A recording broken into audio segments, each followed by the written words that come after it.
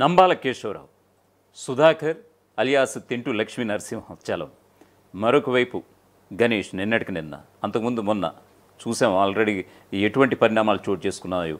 Maoist అగ్రనేతలు వరుస మరణాలతో ఇప్పుడు మావోయిజానికి సంబంధించినటువంటి దళ సభ్యులు ఎవరైతే ఉన్నారో వాళ్ళంతా కుంగుబాటుకు గురై వాళ్ళంతా దిక్కుతోచని పరిస్థితుల్లో ఉన్నట్లుగా తెలుస్తుంది. ఎందుకంటే మావోయిస్ట్ పార్టీకి సంబంధించినటువంటి కేంద్ర కమిటీ సభ్యులు ఒకప్పుడు 2001లో ఐ థింక్ 21 ఏళ్ల క్రితం మాట ఇది, 42 సభ్యులతో ప్రారంభమైనటువంటి మావోయిస్ట్ పార్టీ సుమారుగా సగానికి సగం పైగా పడిపోయినటువంటి సందర్భం.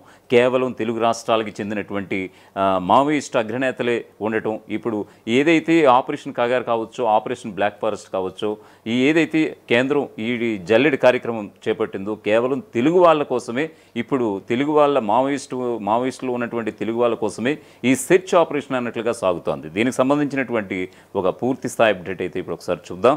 మావోయిస్టులకు సంబంధించి వరుస మరణాలు, వయోభారంతో మావోయిస్టు కేంద్ర కమిటీ బలహీనపడుతోంది. సగానికి పైగా పడిపోయిన కేంద్ర కమిటీ సభ్యుల సంఖ్యతో దళ సభ్యులు దిక్కుతోచని స్థితిలో పడిపోయారు. ఒకవైపు మావోయిస్టులపై భద్రతా దళాల ముప్పేటు దాడి, సమాచారం, సాంకేతికత నిర్బంధంతో మావోలు ఉక్కిరిబిక్కిరైపోతున్నారు. వరుస ఎన్కౌంటర్స్తో సానుభూతి పరుల్లో ఆశలు సైతం సన్నగిలిపోతున్నాయి.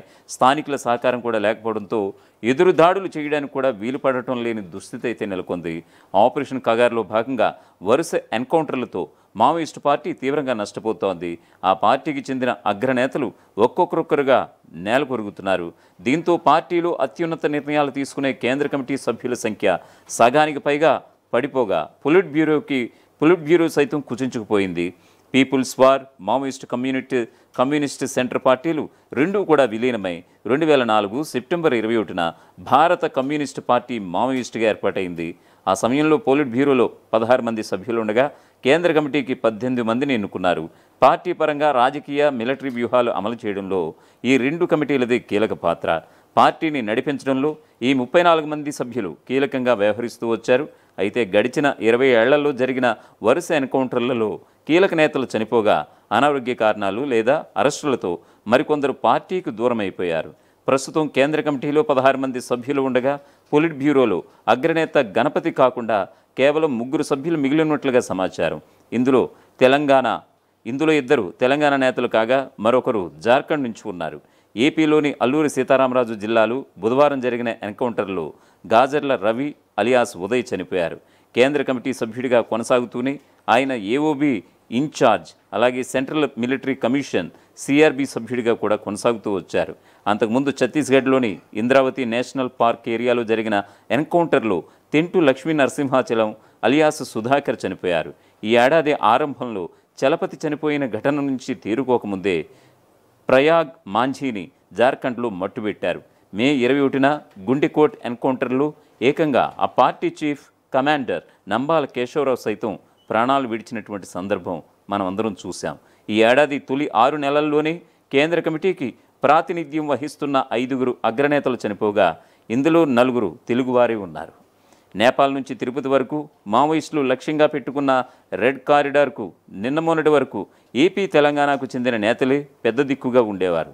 అయితే ఈ ఏడాది జరిగిన వరుస ఎన్కౌంటర్లలో నంబాల, చలపతి, సుధాకర్ మరణించడంతో ఏపీ నుంచి నాయకత్వం వహిస్తున్న అగ్రనేతలను ఆ పార్టీ కోల్పోయింది.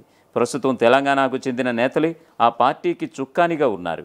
ప్రస్తుతం కేంద్ర కమిటీలో 16 మంది సభ్యులు ఉండగా అందులో 11 మంది తెలంగాణ వారే, మరో 2 ఛత్తీస్గఢ్ నుంచి, మరో 3 జార్ఖండ్ నుంచి ప్రాతినిధ్యం వహిస్తూ వచ్చారు. కేంద్ర కమిటీలో ఉన్న ఏకైక మహిళా నాయకురాలు పోతుల సుజాత కూడా తెలంగాణకు చెందిన వారే కావడం గమనార్హం. భద్రతా దళాలు చేపడుతున్న ముప్పేట దాడిలు మావోయిస్టు పార్టీ తీవ్రంగా నష్టపోతోంది. ఈ వరుసలో తాజాగా జరిగిన ఎన్కౌంటర్లో గాజర్ల గణేష్, రావి వెంకట చైతన్య అలియాస్ అరుణ, మరొక మావోయిస్టు చనిపోవడంతో ఆ పార్టీ మరో ఎదురుదెబ్బ తగిలినట్లయింది. ఆంధ్ర, ఒడిశా బోర్డర్లో మావోయిస్టు పార్టీని విస్తరించే పనిని గాజర్ల గణేష్ దశాబ్ద కాలంగా చూస్తున్నారు. పార్టీ అవసరాల రీత్యా 2022లో ఏఓబి నుంచి దండకారణ్యం వచ్చిన కొద్ది కాలానికే తిరిగి ఏఓబికి వెళ్ళినట్లుగా తెలుస్తోంది. ఇటీవల జనతన సర్కార్కి ఆయుపట్టు లాంటి దండకారణ్యంలో పార్టీకి జరుగుతున్న వరుస నష్టాలతో మరోసారి ఉదయ్ అలియాస్ గణేష్ దండకారణ్యానికి చేరుకున్నట్లుగా పోలీసులకు పక్కా సమాచారం ఉన్నది. ముఖ్యంగా ఇంద్రావతి నేషనల్ పార్క్ ఏరియాలో జరిగిన ఎన్కౌంటర్లో సుధాకర్, మైలారపు అడెల్లు, అలియాస్ భాస్కర్ చనిపోగా యాంటీ నక్సలైట్ గాలు గణేష్పై దృష్టి పెట్టినట్లుగా సమాచారం. దీంతో తిరిగి ఏఓబీకి వెళ్లే క్రమంలో ఏపీలో జరిగిన ఎన్కౌంటర్లో ఆయన ప్రాణాలు కోల్పోయారు. ఆపరేషన్ కగార్ 2024 జనవరిలో మొదలైంది. అప్పటి నుంచి ఇప్పటి వరకు 1200 మందికి పైగా మావోయిస్టులు లొంగిపోగా మరో 300 వరకు అరెస్ట్ అయ్యారు. ఇలా లొంగిపోయిన లేదా అరెస్ట్ అయిన మావోయిస్టుల నుంచి పోలీస్ ఇంటెలిజెన్స్ విభాగానికి వెలువలా సమాచారం అందుతోంది. పార్టీకి సంబంధించిన కీలక రహస్య సమాచారం వెల్లడించేందుకు లొంగిపోయిన మావోయిస్టులు సుముఖంగా లేకపోయినా వివిధ పద్ధతుల ద్వారా పోలీసులు కొద్దిగా సమాచారం సేకరిస్తూ దాన్ని విశ్లేషిస్తూ వచ్చారు. చివరిగా తేలిన సమాచారాన్ని తమకున్న ఇన్ఫార్మర్ల ద్వారా నిర్ధారించుకుని పక్కా ఆపరేషన్లకు దిగుతున్నారు. ఒకప్పుడు మొబైల్ ఫోన్లు వాడటంతో నష్టం జరిగిందనే సాకుతో మావోలు ఫోన్లను దూరం పెట్టారు. డ్రోన్ల ద్వారా పోలీసులు నిఘా పెంచారనే సందేహంతో తమ స్థావరాలు ఉన్న చోట విపరీతంగా నేలమాలిగలు, బంకర్లు నిర్మించారు. ఆయుధాలను సైతం నేలమాలిగల్లోనే తయారు చేస్తూ వచ్చారు.